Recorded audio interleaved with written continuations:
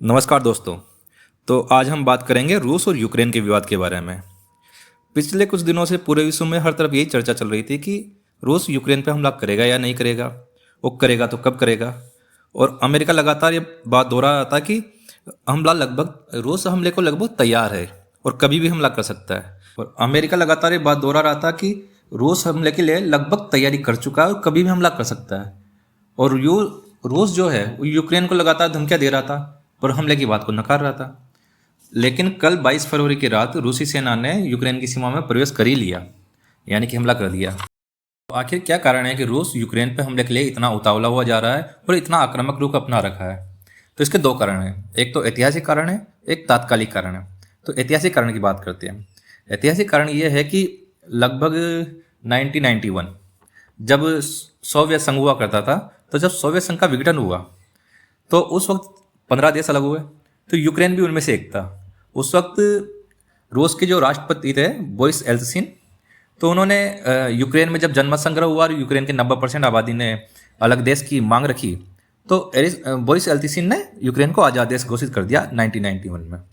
तो तब से यूक्रेन एक अलग देश है, लेकिन वह रूस के प्रभाव में था।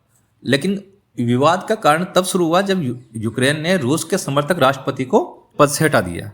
उसके बाद से रूस यूक्रेन में विवाद एक बढ़ने लगा। दूसरा कारण था क्रीमिया। क्रीमिया यूक्रेन का एक हिस्सा है और ये 1954 में निकिता क्रुश्चेव, जब रूस यूएसएसआर जो हुआ करता था, उसके जो चीफ थे, उन्होंने क्रीमिया को यूक्रेन का हिस्सा एक गिफ्ट के तौर पे दे दिया था, यूक्रेन का हिस्सा मान लिया था उस टाइम पर जब यूक्रेन यूएसएसआर का हिस्सा हुआ करता था। तो क्रीमिया उसका हिस्सा था। लेकिन जब यूक्रेन अलग देश बन गया और जब यूक्रेन रूस में विवाद का बढ़ता रहा, तो जब व्लादिमीर पुतिन रूस के राष्ट्रपति बने, उसके बाद से वो क्रीमिया को वापस रूस में मिलाना चाह रहे थे। तो उस वजह से भी एक रूस यूक्रेन में विवाद का एक जड़ का कारण क्रीमिया बना। तो व्लादिमीर पुतिन जब से रूस के राष्ट्रपति बने, तो उनकी कोशिश थी कि पहले तो रूस को एक शक्तिशाली राष्ट्र के रूप में स्थापित किया जाए, फिर उनके वो जो हिस्से जो यूएसएसआर के वक्त उनके हुआ करते थे, उनमें को धीरे धीरे वापस रूस में शामिल किया जाए। तो उनमें सबसे पहली शुरुआत उन्होंने क्रीमिया, जो कि यूक्रेन का हिस्सा थी, उस पर उन्होंने अपनी नज़र गड़ाई और यूक्रेन को वापस यूक्रेन के क्रीमिया हिस्से को वापस अपने रूस में शामिल करने की प्रक्रिया शुरू की। तो विवाद सबसे बड़ा तभी रूप लिया जब 2014 में रूस ने यूक्रेन का जो हिस्सा था क्रीमिया, उसमें अपनी सेना भेज दी और यूक्रेन को क्रीमिया को एक आज़ाद देश घोषित कर लिया। तब से ही ये यूक्रेन और रूस का विवाद चरम पे पहुंच गया। अब बात करते हैं तात्कालिक कारण की। तो तात्कालिक कारण क्या है कि जैसे ही 2014 में रूस ने क्रीमिया को कब्जे में लिया, तब से यूक्रेन में ये खौफ बैठ गया और यह डर बैठ गया कि ऐसे तो धीरे धीरे रूस यूक्रेन के दूसरे हिस्सों को भी कब्जा करना शुरू कर देगा। और यूक्रेन चूंकि रूस की तुलना में कमज़ोर देश है, उसके पास उतने संसाधन नहीं है, सैनिक रूप से भी और आर्थिक रूप से भी, तो वह अकेला तो रूस का सामना कर नहीं सकता। तो उस स्थिति में यूक्रेन के पास एक ही ऑप्शन बचता था, विकल्प बचता था कि वह नाटो की शरण में चले जाए। NATO, North Atlantic Treaty Organization, जो अमेरिका के नेतृत्व में एक सैनिक और राजनीतिक संगठन है, लगभग 30 देशों का संगठन है। तो यूक्रेन की कोशिश थी कि वो कैसे भी करके नाटो की सदस्यता ले ले। नाटो के अंदर ये नियम है, रूल रेगुलेशन में होता है कि वो 30 सदस्य देश हैं, जितने भी सदस्य देश हैं नाटो के, उनमें किसी भी देश पर अगर कोई दूसरा देश हमला करता है तो वह हमला उन नाटो के ऊपर माना जाता है, मतलब उन सब देशों के ऊपर माना जाता है। और उन सब देशों का, सदस्य देशों का जिम्मेदारी बनती है कि उस हमले का जवाब सब सामूहिक रूप से दे। तो इस वजह से यूक्रेन चाहता था कि वो नाटो की सदस्यता ले ले। तो जिस वजह से अगर मान लो रूस उस पर हमला करता भी है, तो वो हमला उस पर अकेले पर न होकर नाटो देशों पर होगा और बाकी 30 देश, नाटो देश उसके साथ खड़े होंगे और वह एक सुरक्षित मुल्क बन सकता है। लेकिन जैसे ही यूक्रेन ने नाटो की सदस्यता लेने की कोशिश शुरू की, रूस जो कि स्वाभाविक रूप से भड़कना था, वो भड़क गया। रूस ने पूरी कोशिश कर रहा है कि यूक्रेन नाटो का सदस्य न बने, क्योंकि अगर ऐसा होता है तो नाटो सेना है जिसमें अमेरिका उसका नेतृत्व करता है, वो उसकी सीमा पे बैठ जाएगा, क्योंकि रूस और यूक्रेन की सीमा लगती है और नाटो बना ही रूस के विरुद्ध था और अमेरिका के नेतृत्व में बना था। तो रूस किसी भी स्थिति में नहीं चाहता कि नाटो सेनाएं उसकी सीमा के करीब आए। और एस्टोनिया और लातविया जैसे देश पहले से ही, जो रूस के पड़ोसी है, वो पहले से ही नाटो के सदस्य बने हुए हैं उसके बाद अब यूक्रेन भी अगर नाटो में चला जाएगा तो उसकी रूस नाटो से गिर जाएगा और उसके लिए बड़ी खतरनाक स्थिति हो जाएगी। तो रूस की पूरी कोशिश है कि यूक्रेन को नाटो का सदस्य बनने से रोके। तो रूस इसी वजह से यूक्रेन को धमका रहा था कि तुम हमें न चाहो तो कोई बात नहीं, पर किसी और को चाहोगे तो मुश्किल होगी। यानी कि यूक्रेन हमारे साथ भले ना आए, पर अमेरिका या नाटो के साथ न जाए, वो निष्पक्ष बना रहे। अब निष्पक्ष बना रहेगा तो आज नहीं तो कल रूस उसके किसी न किसी तरीके से हड़प लेगा। तो यूक्रेन निष्पक्ष भी नहीं बना रह सकता। तो यूक्रेन तो नाटो में जाने की पूरी कोशिश कर रहा है, पर दिक्कत ये हो रही है कि उससे उस तरह का सहयोग और सपोर्ट अमेरिका और यूरोपियन यूनियन की तरफ से नहीं मिल रहा जितना उसकी उम्मीद थी। और इधर तो रूस लगातार यूक्रेन पे हमले के लिए धमकियां दे रहा है, ये बात अमेरिका भी जानता है। और लेकिन अब अमेरिका सैनिक कार्रवाई से बचने के लिए बातचीत के रास्ते को अपनाने की कोशिश कर रहा है, पर रूस बातचीत की टेबल पर नहीं आना चाह रहा और यूक्रेन यहाँ पर मुसीबत में फंस चुका है।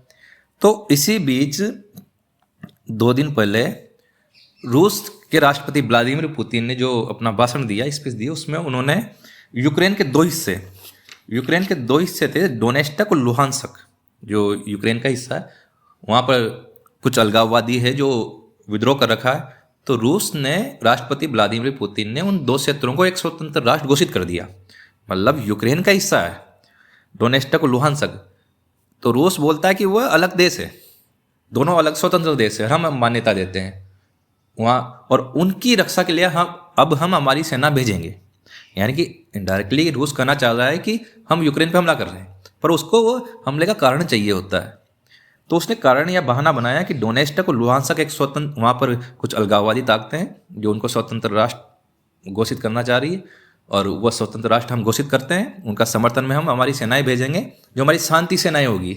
शांति सेना मतलब उनका, हम तो डोनेस्टक और लुहांसक के जो लोग हैं वो अलग होना चाह रहे हैं, उनकी सहायता के लिए सेना भेज रहे हैं, हम हमला नहीं कर रहे। तो रूस ने यूक्रेन के डोनेस्टक और लुहांसक के जो विद्रोही है उनकी सहायता के लिए शांति सेना के नाम से अपनी सैनिक कार्रवाई शुरू कर दी। और कल रात को, यानी 22 फरवरी की रात को, उन्होंने अपनी सेनाओं को यूक्रेन की सीमा में प्रवेश करने की घोषणा कर चुकी है, सेना प्रवेश कर चुकी है। और इसकी अनुमति कल 22 फरवरी को ही रूस की संसद ने सरकार को दे दी कि विदेशी ज़मीन पर रूस की सेना कार्रवाई कर सकती है। तो यानी इनडायरेक्टली हमला हो चुका है यूक्रेन पर। अब इसकी प्रतिक्रिया में अमेरिका और नाटो को खुलकर आना चाहिए था, लेकिन वह इमरजेंसी, यानी कि रूस की सेना यूक्रेन पर हमला कर चुकी है 22 फरवरी की रात को, और रूस की यूक्रेन की सीमा में प्रवेश कर चुकी है। अब बात, इस हमले के बाद संयुक्त राष्ट्र संघ की इमरजेंसी आपातकालीन बैठकें जारी है और कुछ प्रतिबंध की घोषणाएं की है। अमेरिका ने आर्थिक प्रतिबंधों की घोषणा रूस पर की है, ब्रिटेन ने की है, पर वह सैनिक कार्रवाई के बदले सैनिक कार्रवाई करने को अभी तैयार नहीं है। जो बाइडेन, जो अमेरिका के राष्ट्रपति हैं, वो कोशिश कर रहे हैं कि कैसे भी करके बातचीत से मामला सुलझे, और लेकिन वो धमकी जरूर दे रहे हैं कि रूस अगर सेनाएं आगे बढ़ती है तो उस जैसे जैसे आगे बढ़ेगी हम और ज़्यादा प्रतिबंध बढ़ाते जाएंगे, आर्थिक रूप से रूस को नुकसान पहुंचाएंगे।